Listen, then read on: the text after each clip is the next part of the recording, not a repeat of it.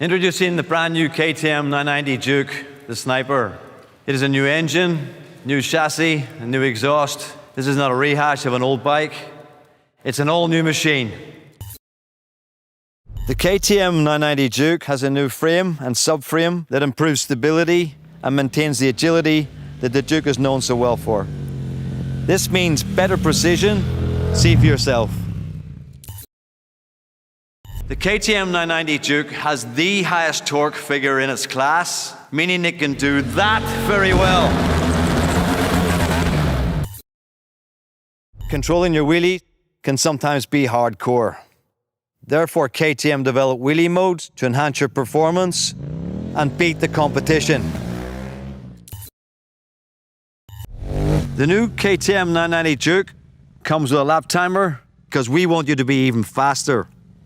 Whether you're in an abandoned parking lot or Duke territory like here, you can keep testing your skills and smashing your lap times.